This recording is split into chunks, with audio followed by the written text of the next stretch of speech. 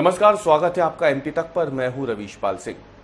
MP तक की इस खास पेशकश एमपी फाइल्स में आज हम बात करने वाले हैं मध्य प्रदेश के पूर्व मुख्यमंत्री और वर्तमान में केंद्रीय कृषि मंत्री शिवराज सिंह चौहान के बारे में, क्योंकि करीब 25 सालों के बाद एक बार फिर से वो मौका आ रहा है जिसने शिवराज सिंह चौहान को एक नई पहचान दी थी मध्य प्रदेश की सियासत में। अब 25 सालों के बाद एक बार फिर से शिवराज सिंह चौहान अपने संसदीय क्षेत्र में पदयात्रा शुरू करने वाले हैं। इस पदयात्रा का मकसद होगा केंद्र सरकार की योजनाओं को जनता के बीच लेकर के जाना, लाभार्थियों से सीधा संवाद करना और अगर किसी योजना का लाभ उन्हें नहीं मिल पा रहा है तो उसका ऑन द स्पॉट निराकरण करना। लेकिन इस यात्रा के मायने क्या है, ये हम आज बात करने वाले हैं एमपी फाइल्स में। और इस पर चर्चा के लिए आज हमारे साथ मौजूद हैं वरिष्ठ पत्रकार दिनेश गुप्ता जी, जिन्होंने बहुत करीब से शिवराज सिंह चौहान के कार्यकाल को देखा है, मध्य प्रदेश की सियासत को देखा है। दिनेश जी, स्वागत है आपका एमपी तक पर। एमपी फाइल्स में आज हम जिस विषय पे बात कर रहे हैं, मायने क्या है इस यात्रा के, सबसे पहले तो हम आपसे जानना चाहते हैं कि अचानक से जब एक तरफ पूरा देश ऑपरेशन सिंदूर, तिरंगा यात्राओं और इनमें लगा हुआ है, वहीं अचानक से एक दौरा बनता है और अब 25 मई से ये पदयात्राएं शुरू होने वाली है। सबसे महत्वपूर्ण जो चीज है शिवराज जी की, आप जो शैली को देखेंगे, वो अपनी प्रेजेंस स्टेट पॉलिटिक्स में बरकरार रखना चाहिए। क्योंकि हम देखते हैं ना, केंद्रीय मंत्रिमंडल में जब कोई व्यक्ति होता है तो उसका डायरेक्ट कोई स्टेट में इन्वॉल्वमेंट नहीं होता। वो कांग्रेस की राजनीति अलग होता है, भारतीय जनता पार्टी की अलग होती है। कांग्रेस की राजनीति में तो केंद्रीय मंत्री भी इंटरफेयर कर लेता है, लेकिन भाजपा की राजनीति में कुछ दायरे तय हैं हर नेता के, हर व्यक्ति के। तो उस दायरे में रहकर राजनीति करना और स्टेट में अपना एक प्रभुत्व बना के रखना, क्योंकि बड़ी फॉलोइंग शिवराज सिंह चौहान की है, तो उस फॉलोइंग को भी मैसेज देना है, स्टेट लीडरशिप को भी मैसेज देना है। जो शिवराज जी अक्सर कहते हैं कि टाइगर जिंदा है, तो टाइगर को जिंदा दिखाना भी है कि टाइगर अभी भी जिंदा है, वन रिलेवेंट नहीं है मध्य प्रदेश की राजनीति में। तो उनको केवल ये बताना है कि वो मध्य प्रदेश की राजनीति में आज भी जो है उनका रिलेवेंस है, उनकी उपस्थिति है और जो जनता है उनको आज भी उसी तरह से लगाव रखती है और उसी तरह से उनके करीब है। क्योंकि आपने बहुत करीब से मध्य प्रदेश की सियासत को देखा है, ये जो पदयात्राएं हैं करीब 1991-92 के आसपास का समय होगा जब पहली बार उन्होंने पदयात्रा शुरू की थी। तो ये इस पदयात्रा के जरिए उनकी पहचान कैसे कायम हुई थी उस समय, और जब उनका नाम पड़ा था पांव पांव वाले भैया? देखिए, पहली बार तो वो 90 में विधायक बने। उसके बाद जब अटल बिहारी वाजपेयी ने लोकसभा की सदस्यता छोड़ी विदिशा से, तो फिर उपचुनाव में शिवराज जी 91 में वहां से सांसद बने। उसी के बाद उन्होंने अपनी जो पहचान थी वो संपर्क के लिहाज से पांव पांव उन्होंने जो पदयात्रा की, क्योंकि इतनी बड़ी पदयात्रा किसी लोकसभा क्षेत्र में किसी सांसद ने की नहीं थी कि 8 विधानसभा क्षेत्रों का दौरा करना, लगातार लोगों से संपर्क बनाए रखना, क्योंकि बहुत बड़ा एरिया विदिशा का था। तो उन्होंने लोगों से कनेक्ट बनाने के लिए ये रास्ता चुना था कि एक पदयात्रा करेंगे, लोगों के साथ रुकेंगे, लोगों से बातचीत होगी, वहां की समस्या पता लगेगी। तो उन्होंने ये 1991 में जो शुरू किया, तो वो जो है जब तक वो मुख्यमंत्री रहे वो चलता रहा। एक और जो चीज हुई उसी दौरान, वो उन्होंने लड़कियों का विवाह वो कराते थे, कन्या विवाह, जो बाद में जब वो मुख्यमंत्री बने तो उन्होंने जो है इसको कन्या विवाह योजना भी उसी तर्ज पर शुरू की और वो काफी सफल योजना में मानी जाती है। तो शिवराज सिंह चौहान की राजनीतिक शैली यही है कि वो जनता से जुड़कर अपना जो प्रेजेंस है, अपनी उपस्थिति है, वो लोगों को बताते हैं और जो लीडरशिप है, सेंट्रल लीडरशिप, उसको भी बताते हैं कि वो कितनी लोकप्रिय है। पदयात्रा उन्होंने की, फिर मुख्यमंत्री बन गए तो चुनाव के समय जन आशीर्वाद यात्राएं उन्होंने शुरू कर दी। अब लेकिन जब हम बात करते हैं दिनेश जी, तो शिवराज सिंह चौहान अब केंद्र में मंत्री हैं, मध्य प्रदेश में सरकार भले ही भाजपा की हो लेकिन नेतृत्व का चेहरा बदल चुका है। एक सांसद जब अपने क्षेत्र में पदयात्राएं करेंगे, और जैसे कि खुद उनके कार्यालय का ही ये कहना है कि योजनाएं जो है, सरकारी योजनाएं, उसका कितना लाभ जनता को मिल रहा है, उसका समीक्षा वहां की जाएगी, लाभार्थियों से सीधा संवाद वहां किया जाएगा। तो आपको नहीं लगता ऐसे में एक सांसद के पास जो शिकायतें आएंगी, पानी की कमी हो, बिजली की कमी हो, सड़कें खराब हो या फसल के दाम सही नहीं मिल रहे हों, इससे एक नकारात्मक कैंपेन भी चलेगा, आपको नहीं लगता? ये मध्य प्रदेश सरकार और शिवराज सिंह चौहान के बीच में इससे खटास भी आ सकती है, या फिर सामने खुल के कुछ ना बोले लेकिन नेगेटिविटी रहेगी इसमें, ऐसा कुछ लगता है कि कोई संभावना या अंदेशा इसका है? किसी भी संभावना से हम इनकार नहीं कर सकते, क्योंकि जब नेता फील्ड में होता है, जनता के बीच में होता है, तो अच्छी बात करेगा ये तो है नहीं। हमेशा शिकायतें होती हैं ज्यादातर लोगों को, क्योंकि यदि तारीफ करनी होगी तो वो कार्यक्रम में भी नहीं जाएगा, वो तो शिकायतें लेकर लोग जाते हैं। तो शिकायतें निश्चित तौर पर राज्य सरकार की ज्यादा होती हैं, पानी की भी होगी, बिजली की भी होगी, पटवारी की भी शिकायतें होंगी। ये वो शिकायतें होती हैं जो सीधे वहां के जिला प्रशासन या राज्य सरकार की छवि से जुड़ी होती है।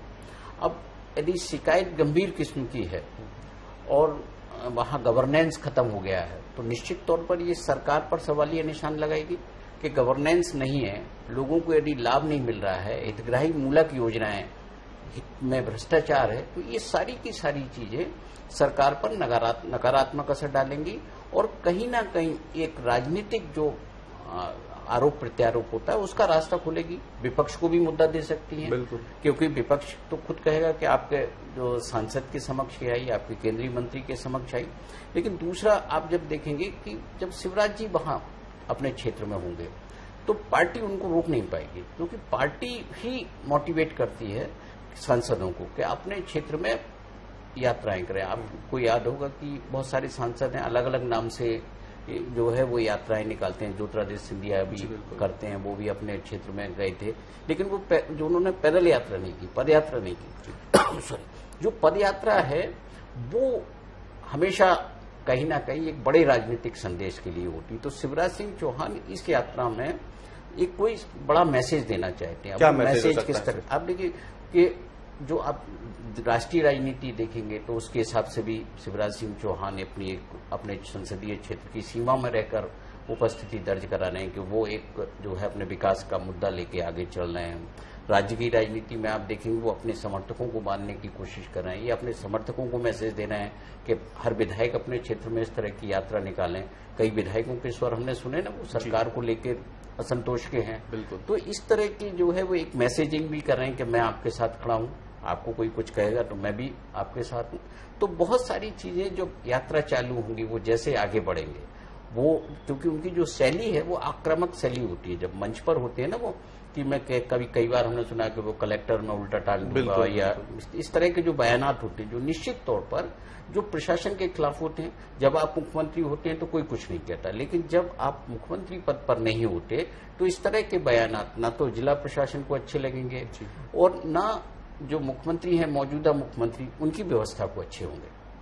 तो आपको लगता क्या कि इसके जरिए शिवराज सिंह चौहान क्या सिर्फ जो उनकी मध्य प्रदेश में एक पहले छवि थी, या फिर जो आप बता रहे हैं कि एक अपनी उपयोगिता और अपनी मौजूदगी वो मध्य प्रदेश में दिखाना चाह रहे हैं कार्यकर्ताओं को भी, पार्टी को भी, कि मैं अभी मध्य प्रदेश छोड़ा नहीं है, भले ही मैं दिल्ली चला गया हूं लेकिन मध्य प्रदेश मैंने छोड़ा नहीं है? क्या यही सिर्फ एक मकसद है इस पदयात्रा का, या फिर इसके पीछे का एक बड़ा संदेश है ताकि एक राष्ट्रीय परिदृश्य में शिवराज सिंह चौहान फिर से एक बड़े नाम के साथ अपनी मौजूदगी, अपनी उपस्थिति दिखा सके?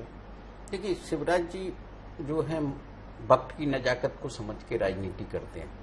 वो यदि दिल्ली में कोई राजनीति चल रही है तो उसमें वो एक अलग तरह का मूव हमेशा अपनाते हैं कि वो लोगों को ताकि उनको लेकर कोई विवाद ना हो। वो अपनी यदि राष्ट्रीय अध्यक्ष की दौड़ में वो होंगे तब भी उन्होंने अपने आप को दिल्ली से हटा के अपने विदिशा क्षेत्र में पोजीशन कर लिया, ये बताने के लिए कि नहीं मेरा इंटरेस्ट नहीं है, जो करना है संघ को और पार्टी को करना है, नहीं बने तो भी ठीक है, बन गए तो भी ठीक है कि साहब मैंने तो कोशिश नहीं की और वो पार्टी ने जो जिम्मेदारी दी मैंने निभा ली। तो वो इस तरह की जो वो अपनी पोजीशनिंग समय समय पर वो करते रहते हैं। उनका मकसद अपने आप को राजनीति के केंद्र में रखना हमेशा रहा है और वही उसी हिसाब से वो राजनीति करते हैं। तो आपको क्या लगता है, आकलन क्या कहता है आपका उनकी इस पद यात्रा, क्योंकि रोजाना 25 किलोमीटर चलने का लक्ष्य उन्होंने रखा है, सफल रहने वाली है आपको लगता है ये यात्रा, या फिर वो जो शिवराज सिंह चौहान पिछले कुछ समय में हम देखे थे जब वो पद यात्राओं पे या जन आशीर्वाद यात्राओं पे निकलते थे और जो भीड़ उमड़ती थी उतनी भीड़ खींच पाएंगे अब वो? नहीं, बिल्कुल। देखिए, उनका अपने क्षेत्र में कनेक्ट है, वो मुख्यमंत्री इतने लंबे समय तक रहे हैं और उनकी राजनीति को ये नहीं दिख रहा कि कोई पूर्ण विराम लग गया है। उनकी संभावनाएं लोग अभी भी मध्य प्रदेश में तलाश करते हैं कि वो कभी न कभी हो सकता है कि फिर लौट कर आ जाएं, और उनका मन भी मध्य प्रदेश में बसता है, उनको यही राजनीति करने में अच्छा लगता है। उनके समर्थकों के बीच में कहीं ना कहीं ये बात होती है कि नहीं नहीं वो लौट के आएंगे, फिर राज्य की राजनीति में आएंगे। राजनीति है, कई तरह की अटकलें चलती रहती हैं, और उनका जो नेटवर्क है वो नेटवर्क उनके संसदीय क्षेत्र की सीमा है। यदि वो संसदीय क्षेत्र की सीमा के बाहर उनकी पदयात्रा होती, फिर हम उसकी सफलता असफलता पर सवाल उठ सकते थे। चूंकि आप पैदल जा रहे हैं, रास्ते में बहुत सारे लोग आएंगे, उनके समर्थक उस क्षेत्र में हैं, तो आपको 1000-2000 लोगों का तो जमावड़ा वैसे ही उसमें दिखेगा, जो कहीं ना कहीं से उस पदयात्रा को सफल बनाने का एक मैसेज देगा। लेकिन है वही कि आपको कहीं ना कहीं जो लोगों की जन भावनाएं हैं उनको उभारना है, कि जनता की जो अपेक्षाएं सरकार से हैं वो कैसे सामने आए। जो अपेक्षाएं पूरी नहीं हो रही, जो वादे चुनाव में किए गए थे वो यदि पूरे नहीं हुए हैं या उन पर कोई अमल नहीं हो रहा है, तो वो कैसे जो है एक लीडरशिप तक पहुंचे कि भाई लोगों में नाराजगी है। तो हर तरह से इस पदयात्रा का उपयोग जो भी उसके नकारात्मक सकारात्मक पक्ष होते हैं वो उसको कैलकुलेट करके आगे बढ़ रहे हैं। ये भी कहा गया है कि ये पदयात्रा जो है भले ही अभी संसदीय क्षेत्र में रहेगी, विदिशा में, लेकिन इसके बाद वो देश के अलग अलग हिस्सों में जाकर के भी पदयात्रा करेंगे। तो इसको आप कैसे देखते हैं? क्योंकि अगर बात मध्य प्रदेश की होती सिर्फ, या विदिशा संसदीय सीट की होती, तो हम मान सकते थे कि मध्य प्रदेश के रहने वाले हैं, अपने संसदीय क्षेत्र में जा रहे हैं, जो कि हमें लग भी रहा था। लेकिन अब तो ये भी उसमें ये भी बताया गया है कि जब ये कार्य पूरा हो जाएगा तो उसके बाद देश के अन्य हिस्सों में भी वो जाएंगे बतौर कृषि मंत्री। नहीं, मुझे लगता नहीं कि पदयात्रा की अनुमति मिलेगी। उनका प्लान कुछ भी हो सकता है, क्योंकि आज आप शिवराज सिंह चौहान को यदि अनुमति देंगे, फिर बहुत सारे मंत्री दूसरे राज्यों में जाना चाहेंगे कि सब हम यहाँ पदयात्रा कर रहे हैं। जो भाजपा है वो अपनी गाइडलाइन से नेताओं कार्यकर्ताओं को बुलाती है, चलाती है, और जो मोदी जी ने यदि एक गाइडलाइन मंत्रियों के लिए बनाई हुई है तो वो शिवराज सिंह चौहान उसमें अपवाद होंगे, ऐसा नहीं होगा। होगी तो वो सभी के लिए होगी कि अपने क्षेत्र से बाहर यदि आप केंद्रीय मंत्री अपने विभाग से जुड़े मुद्दों पर कोई संवाद करना चाहता है, वो पदयात्रा के जरिए हो या क्षेत्र के दौरे के जरिए हो। अभी भी आप देखें ना कि शिवराज सिंह चौहान का सोशल मीडिया पे आप देखेंगे वो जहां भी जाते हैं तो मैसेजिंग तो ऐसी देते हैं कि वो लोगों से दौरे करके मिल रहे हैं। कोई कार्यक्रम में, भले ही कार्यक्रम में गए हों, लेकिन उनकी जो यात्रा होती है वो लोगों से संवाद बनाने की होती है। तो वो संवाद वो के जरिए ही अपने आप को स्थापित करने की कोशिश कर रहे हैं, क्योंकि उन्हें अब एक बड़ा कैनवास मिला है। अभी तक तो वो मध्य प्रदेश की राजनीति में थी, कई योजनाओं ने उनको ऊंचाई दी है, खासकर लाडली लक्ष्मी जो योजना है, जो गेम चेंजर योजना हुई पूरे देश में, उसमें लागू हुई लाडली बहना, तो उसके जरिए उनको लग रहा है कि पूरे देश में लोग उनको जानते हैं, उनसे संवाद करना चाहते हैं, उनसे मिलना चाहते हैं। तो इसका लाभ उठाने की कोशिश कर रहे हैं और ये बताने की कोशिश कर रहे हैं कि उनका भी कद जो है राष्ट्रीय राजनीति के लिए नंबर 1, नंबर 2, नंबर 3 जो भी है उसके लिए वो परफेक्ट है। बहुत बहुत धन्यवाद दिनेश जी बात करने के लिए एमपी फाइल्स में आकर के। तो आपने सुना जैसे कि दिनेश जी ने बताया कि शिवराज सिंह चौहान वैसे तो परिचय के मोहताज नहीं है, फैन फॉलोइंग भी उनकी अच्छी है, लेकिन बात बिल्कुल सही है। मध्य प्रदेश की राजनीति में 18 सालों तक करीब मुख्यमंत्री रहने के बाद केंद्र में अब वो मंत्री हैं, लेकिन कहीं ना कहीं मध्य प्रदेश उनके मन में अभी भी बसता है और वो चाहते हैं कि भले ही राजनीति अब दिल्ली की उन्होंने शुरू कर दी हो, लेकिन मध्य प्रदेश में जनता को या फिर उनके समर्थकों को, उनके चाहने वालों को ये नहीं लगना चाहिए कि अब उनके मामा और उनके भैया अब यहाँ से उन्हें छोड़ के जा चुके हैं। इसलिए इस पदयात्रा का एक मकसद जहाँ केंद्र की योजनाओं के साथ लाभार्थियों को सीधे जोड़ने का, कनेक्ट करने का होगा, तो वहीं शिवराज सिंह चौहान के लिए भी ये साबित करने का एक समय होगा और मध्य प्रदेश की जनता को, पार्टी के कार्यकर्ताओं को ये बताने का कि अभी भी शिवराज सिंह चौहान मध्य प्रदेश की राजनीति में सक्रिय हैं। एमपी फाइल्स की आज की पेशकश में इतना ही।